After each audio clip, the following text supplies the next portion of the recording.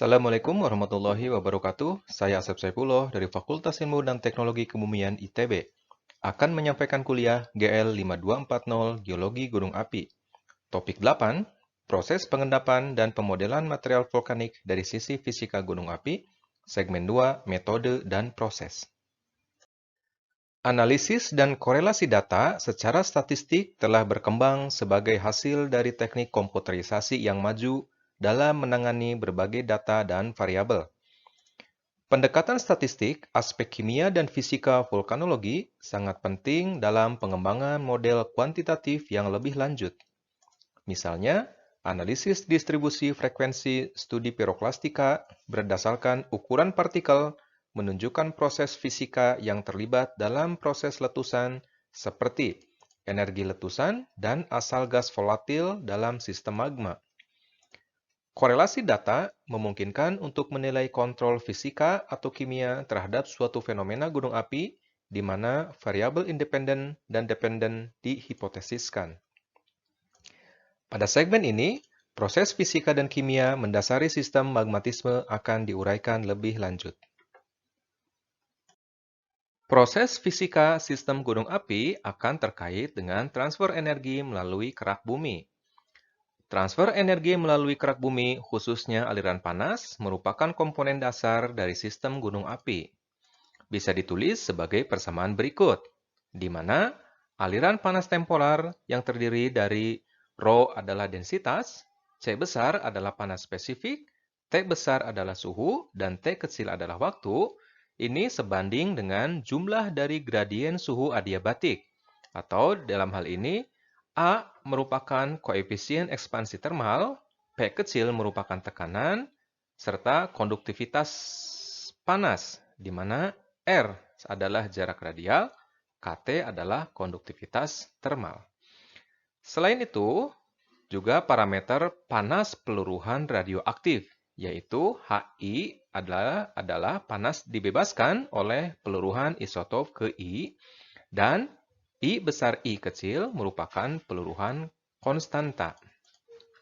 Dan panas reaksi, di mana Ji adalah panas yang dihasilkan atau dibebaskan untuk bahan kimia ke I. Untuk memperkirakan aliran panas untuk sistem gunung api, persamaan ini harus diubah menjadi aliran panas konvektif. Persamaan akan menjadi seperti ini, di mana U konve adalah kecepatan konveksi, yang dapat diperkirakan dengan fungsi bilangan Rayleigh. Studi transfer massa yang terkait dengan vulkanisme umumnya berfokus pada pergerakan magma dan volatil magmatik dari ruang magma ke permukaan bumi. Dua kasus dari proses ini adalah, pertama, erupsi efusif yang menghasilkan efusi lava. Dan yang kedua adalah letusan eksplosif, di mana perluasan gas menentukan proses perpindahan massa. Agar proses migrasi magma bisa dimodelkan, konservasi massa dan momentum yang tidak terkompresi merupakan persamaan deskriptif yang bisa digunakan. Sehingga aliran magma dalam konduit bisa disesuaikan mengikuti persamaan Bernoulli sebagai berikut, di mana 1 dan 2 merupakan nilai yang diukur pada dua tingkat yang berbeda dalam sistem saluran atau konduit. H1, H2, dan U merupakan kecepatan, dan FH adalah gesekan, merupakan fungsi dari kekasaran permukaan saluran dan bilangan Reynolds.